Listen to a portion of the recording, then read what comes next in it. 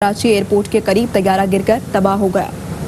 अफसोसनाक वाकया, 99 मुसाफिर सवार थे और इसमें क्या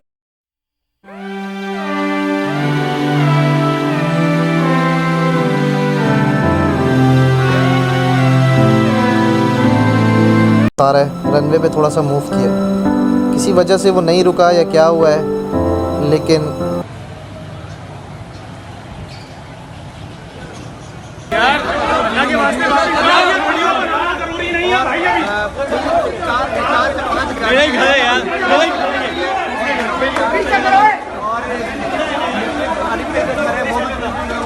अस्सलाम वालेकुम। 22 मई 2020 सुबह के 11 बजे पाकिस्तान इंटरनेशनल एयरलाइन का जहाज 8303 अपने मामूल के मुताबिक दिन 1 बजे लाहौर से कराची के लिए रेडी हो रहा है। इसका रूट लाहौर से कराची है। इस फ्लाइट का दौरानिया तकरीबन 1 घंटा 30 मिनट सब मामूल के मुताबिक चल रहा है। जहाज की फ्यूलिंग चेक की जा रही है। हर तरह का चेकअप जो फ्लाइट के उड़ान से पहले होना होता है वो सब चेक किया जा रहा है। जो पैसेंजर इस फ्लाइट के जरिए लाहौर से कराची जा रहे हैं वो अपने सफर की तैयारी में मशगूल हैं कि जल्द अज जल्द जहाज के सफर को खुशगवार गुजारा जाए, जल्द अज जल्द कराची जाकर अपने रिश्तेदारों, दोस्तों, अहबाब से मुलाकात की जा सके। पर किसको क्या पता था ये सफर इनकी जिंदगी का आखिरी सफर साबित होगा। दिन के 12 बजे बोर्डिंग स्टार्ट हुई और तमाम 91 पैसेंजर की बोर्डिंग की गई। पैसेंजर अल्लामा इकबाल इंटरनेशनल एयरपोर्ट के वेटिंग एरिया में बैठे अपने जहाज का वेट करने लगे। कैप्टन सज्जाद गुल और इनके साथी पायलट उस्मान आजम इस जहाज की तमाम सिस्टम को चेक करने के बाद जहाज को लाइन अप कर देते हैं।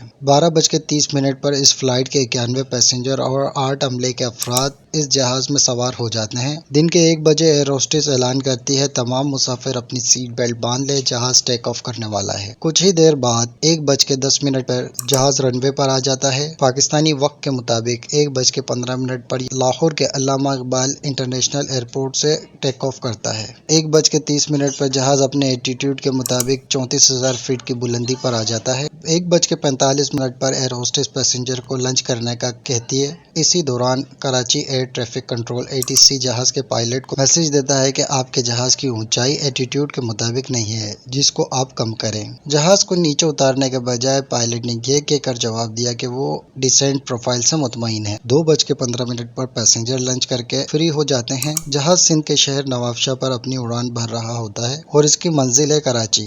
2:20 दोबारा ऐलान किया जाता है सब अपनी सीटों पर बैठ जाएं। जहाज कुछ ही देर में कराची के जीना इंटरनेशनल एयरपोर्ट पर लैंड करने वाला है। जहाज के तमाम 91 पैसेंजर बस अपनी मंजिल पर जल्द अज जल्द पहुंचने के लिए बेताब बैठे हैं। मौसम बिल्कुल क्लियर है। एयर वाइंड जो जहाज के मुताबिक होनी चाहिए वो है। एयर ट्रैफिक कंट्रोल दोबारा वार्निंग देता है जहाज 7,000 फीट की बुलंदी पर है, इसको कम करके 3,000 फीट की बुलंदी पर लाया जाए। पायलट ने यह कहा वो मुतमईन है और जहाज लैंडिंग के लिए रेडी है। जबकि सज्जाद गुल को 18,000 घंटे जहाज उड़ाने का तजुर्बा है। जहाज के पायलट सज्जाद गुल जहाज को लैंडिंग के लिए रनवे पर लेकर आते हैं। जहाज जैसे ही रनवे को टच करता है अंदाजा होता है कि जहाज का टायर जमीन से टच होने के बजाय बॉडी टच हो रही है। करेंगे इसी बारे में जियो न्यूज के नुमाइंदे तारिक अबुल हसन से। तारिक, क्या तफसील 1, सामने आई है? 2, 3. There are the 3 impacts, and that jives completely with the report. It looks like 4 times. The report showing the scrape marks of the 2 engines on the runway at Karachi. Remember, this followed a very unstable approach. Massive confusion in the cockpit, followed by this landing with the landing gear retracted. इन्होंने फौरन हाजिर दिमागी का मुजाहरा दिखाते जहाज को दोबारा हवा में उड़ा लेते हैं। जैसे ही जहाज को ये हवा में लेके जाते हैं इन्हें सिस्टम में शो होता है कि इनके जहाज का एक इंजन फेल हो गया है और जहाज अभी सिर्फ एक जिसका ये आइडिया नहीं कि उसको भी नुकसान पहुंचा है कि नहीं पहुंचा और उसकी क्या कंडीशन है। अब दोबारा जहाज लैंड करने के लिए अपनी उड़ान भर रहा होता है। इसी दौरान ATC पायलट सज्जाद गुल से राब्ता करते हैं और कहते हैं आप जहाज को अगेन राउंड लेकर 7,000 फीट की बुलंदी से लैंडिंग करवाएं। जहाज के पायलट ने यह कहकर जवाब देते हैं कि इंजन फेल हो गया है और दोबारा इंजन प्रॉपर्ली वर्क नहीं कर रहा है। जहाज को मजीद ऊपर लेकर जाना नामुमकिन हो गया है। हमें इसी हालत में लैंडिंग करवानी है और इसी दौरान पायलट मैडे मैडे मैडे की कॉल देते हैं। ATC से कहते हैं हमें लैंड करवाना है। ATC पायलट से अगेन पूछता है कि आप बैली लैंडिंग करवाना उड़ाना चाहते हैं? इस पर सज्जाद गुल कहते हैं जी। ATC हिदायत देता है कि दोनों रनवे क्लियर हैं, आप किसी भी रनवे पर जहाज लैंड करवा सकते हैं। पायलट अगेन लैंडिंग की कोशिश दौरान दोनों इंजन फेल होने के बायस जहाज रनवे से 3 किलोमीटर दूर मॉडल कॉलोनी में गिर के तबाह हो जाता है और इसमें सवार तमाम 91 में से 90 मुसाफिर और 8 क्रू मेंबर जहां बख हो जाते हैं। कराची एयरपोर्ट के करीब तैयारा गिरकर तबाह हो गया। अफसोसनाक वाकया, 99 मुसाफिर सवार थे और इसमें कैबिन क्रू भी था। ये CCTV फुटेज आप देख सकते हैं। सर्कल में, रेड सर्कल में ये वो बदनसीब जहाज है जो एयरपोर्ट से चंद ही किलोमीटर करीब था, लाहौर से कराची आ रहा था, गिरकर तबाह हुआ, इंजन तबाह हुआ। जबकि पायलट की जानिब से बेले लैंडिंग के हवाले से पूछा गया था, मे डे पायलट की जानिब से जो कहा गया, जो गुफ्तगू की गई, वो भी हमने आपको सुनवाई थी और ये बताया गया था कि वी हैव लॉस्ट इंजन्स, और साथ ही ये कहा गया था पायलट की जानिब से कि प्लेन के टायर्स नहीं खुल रहे हैं। ये CCTV फुटेज एक्सक्लूसिव हम आपको दिखा रहे हैं। कामिल आरिफ हमारे साथ मौजूद हैं, उनसे मजीद जान लेते हैं। कामिल, बताइएगा।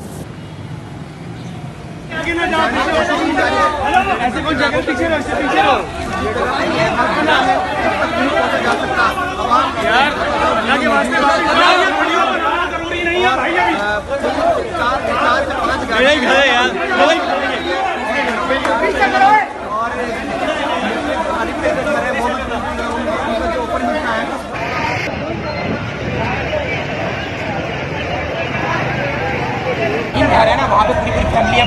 हाँ, वो जो कोने का मतलब उधर भी है, गाड़ी को पहुँचाए उस गली के कोने। वहाँ से भी रास्ता है, वहाँ से रास्ता है।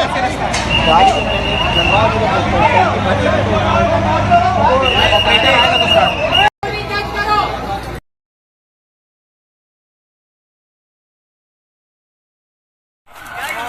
ये जगह, ये आग लगी हुई है इस जगह को मानो भाई। पीछे हो जाओ। यहाँ पर प्लेन गिर गया है मलिर कैंट के बिल्कुल सामने कॉलोनी में। पूरी घर का एरिया है पूरा, और इसमें एक मुसाफिर बच जाता है। घर वाले याद आ रहे थे, फैमिली याद आ रही थी, मेरे रिलेटिव थे, सारे याद आ रहे थे, याद आ रहे थे, सभी याद आ रहे थे। सब यही था कि बस एंड चल।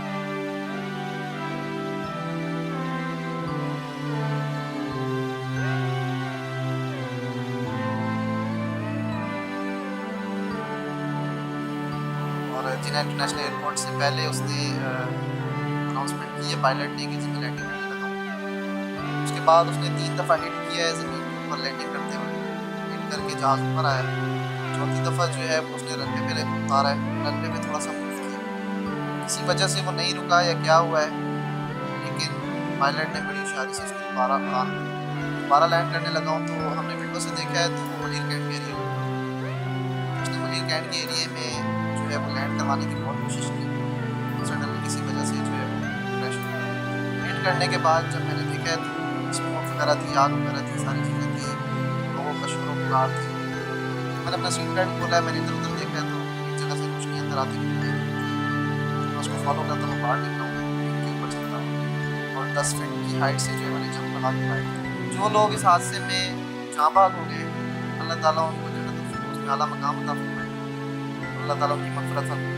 बहुत अच्छा लग रहा है, घर वालों के साथ रह के हर चीज़ है, बड़ा अच्छा लग रहा है। मतलब एक नई ज़िंदगी मिली है और दुआएँ थी सबकी, माँ बहन भाइयों की, रिश्तेदारों की, सबकी, कलीग्स फ्रेंड्स सबकी दुआएँ थी। मैं बहुत शुक्रगुज़ार हूँ इस बाबरकत महीने में।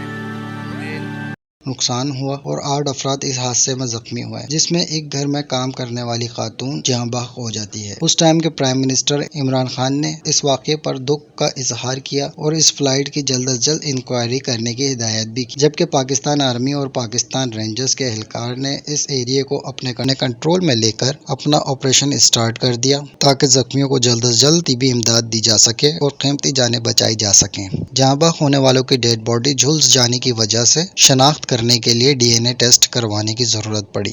इन तमाम अफराद का DNA टेस्ट करवाया गया। उस टाइम के वफाकी वजीर हवाबाज गुलाम सरवर के मुताबिक 95 अफराद का DNA टेस्ट हुआ था।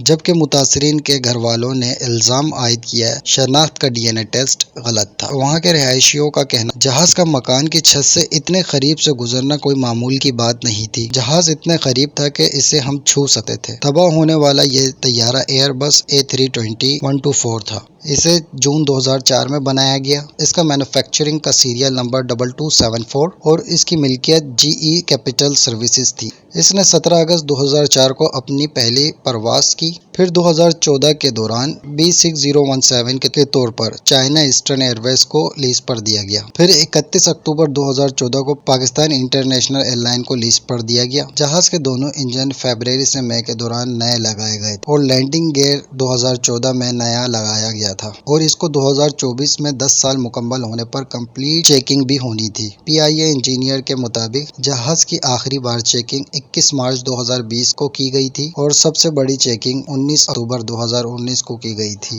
और इसकी चेकिंग के दौरान लैंडिंग गियर में उस टाइम कोई खराबी नहीं पाई गई थी। कोविड-19 के दौरान इस जहाज को इस्तेमाल नहीं किया गया। तबाह होने से एक दिन पहले जहाज ने मस्कत से लाहौर की परवाज की थी। इस जहाज ने 47,214 घंटे परवाज की। फ्लाइट 8303 ATC और पायलट की कन्वर्सेशन के मुताबिक ATC Sun 8303 Airborne 05 contact approach 121.3 Allah Hafiz 113 Allah Hafiz। एक छोटा सा क्वेश्चन अगर बुरा ना बनाए तो पूछूं प्लीज। बट ये रनवे की सेंटर लाइन और एज लाइट्स जो है ये विजिबिलिटी तो मेरे ख्याल में टुडे इज टू मच है, तो इसकी कोई रिक्वायरमेंट है या जस्ट अब मैं गलती से ऑन रह गई है? नहीं, ओमानी के अप्रोच के लिए ऑन की थी दोनों लाइट्स 18 लेफ्ट क्योंकि ILS नहीं आरना है तो विजुअल अप्रोच कर रहे थे। Okay thanks, thank you. अस्सलामुअलैकुम Pakistan A303 passing 2900 and Viran-1 Echo। Pakistan A303 वालेकुम अस्सलाम, identifying departure climb flight level 340 proceed as clear 340 as clear Pakistan A303। Sun 8303 contact control 127.5 Allah Hafiz 37.5 Allah Hafiz Pakistan A303। अस्सलामुअलैकुम Pakistan A303 passing 56 for 340 plus 340 Pakistan A303। We are comfortable, we can make inshallah। इसमें pilot ये कह रहा है हम बिल्कुल comfortable हैं, हम इसको कर लेंगे इंशाल्लाह। We are comfortable now and we are out of 3,500 for 3,000 established ILS 25 left। चलें थोड़ी मैं आपको इसकी टेक्निकली तफसील बता देता हूँ। जहाज की लैंडिंग के लिए हाइट का ठीक होना जरूरी होता है। अगर हाइट ज्यादा होगी तो जहाज रनवे से आगे चला जाएगा, अगर हाइट कम होगी तो रनवे से पीछे रह जाएगा। इसका मतलब ये है जहाज बहुत हाई आ रहा है जबकि इनको 1500 फीट पर होना चाहिए था। अब आप जो बैकग्राउंड में टिंग टिंग टिंग टिंग आवाज सुन रहे हैं ये तब आती है जब जहाज में कोई मेजर फॉल्ट हो गया हो। अब दोबारा मैं आपको थोड़ी इसकी तफसील बता दूं। इस पिक्चर को अगर आप ध्यान से देखें तो इसके दोनों इंजन पर ब्लैक कलर का स्पॉट लगा, जिसका मतलब है ये जहाज रनवे से टकरा चुका है। और जबकि ये रिकॉर्डिंग वो वाली रिकॉर्डिंग है जब जहाज रनवे से एक दफा टच हो चुका था, उसके बाद की ये रिकॉर्डिंग है। पायलट और ATC के दरमियान की बातें यही जाहिर कर रही हैं। मतलब ATC ने कहा आप लेफ्ट टर्न लें और 1110 की पोजीशन पर 3000 फीट की हाइट मेंटेन करें।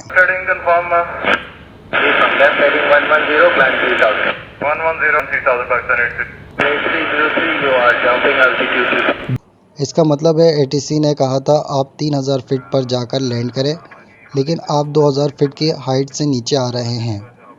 मेरे ख्याल से जहाज़ के इस टाइम दोनों इंजन ख़राब हो गए हों और जहाज़ मज़ीद ऊपर नहीं जा रहा क्योंकि पायलट ने जहाज़ को ऊपर ले जाने के लिए जहाज़ के इंजन को फुल पावर दे दी होगी। थोड़ा मैं आपको इसकी मज़ीद तफसील बता दूं। ये ऐसा ही है जैसे आप मोटरसाइकिल पर जा रहे हो और आपका चेन स्पॉकेट ख़राब हो। अगर आप स्लो स्पीड में चलाएं तो मे भी चेन ना उतरे और आप अपनी मंजिल पर पहुंच जाए, लेकिन अगर आप इसको फुल स्पीड में चलाएंगे ज़्यादा चांस है कि चेन उतर जाए या तो चेन टूट जाए या कोई ख़राबी पेश आ जाए। और मज़ीद मैं आपको ये बता दूँ कि कि जहाज का एक इंजन अगर फेल हो जाए तो एक इंजन पे जहाज चल सकता है। मतलब जहाज को इस तरह बनाया जाता है कि जहाज एक इंजन पे भी बिल्कुल ठीक हालत में चल सकता है। इसमें कोई परेशानी और कोई दिक्कत पेश नहीं आती है। मतलब पायलट ने कहा सर हम 3000 फिट नहीं कर पाएंगे, तो एटीसी ने कहा चले आप 2000 फिट मेंटेन करें।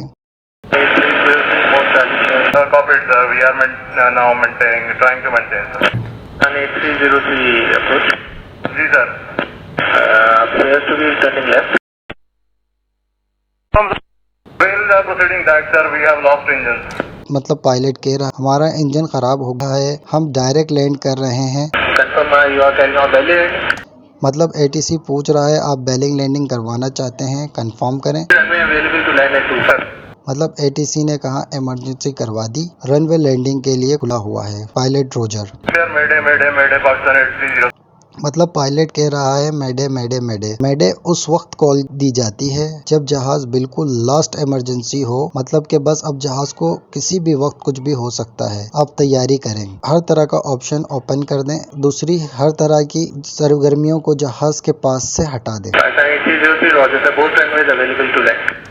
मतलब एटीसी ने कहा आपके लिए दोनों रनवे मौजूद हैं, आप किसी पर भी लैंड करवा सकते हैं। मजीद आपको मैं बता दूं, मैडे कॉल के बाद हर तरह का ट्रैफिक इस एयरपोर्ट के लिए एटीसी ने बंद कर दिया है और हर तरह की सरगर्मियां इस एरिया में रोक दी गई हैं। अब एटीसी का मकसद सिर्फ और सिर्फ इस जहाज को उतारना है।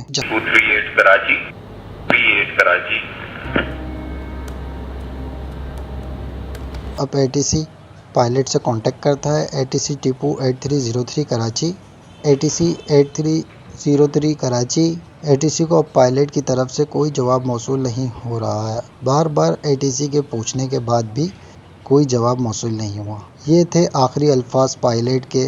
उसके बाद पायलट से कोई कांटेक्ट नहीं हुआ क्योंकि ये जहाज़ कराची के एक एरिया मॉडल कॉलोनी में गिर चुका था। अगर आप इसी तरह की मज़ीद वीडियोस देखना चाहते हैं और मालूमात हासिल करना चाहते हैं तो हमें कमेंट करें, तो इंशाल्लाह इस पर और मज़ीद वीडियो बनाई जाएगी। शुक्रिया।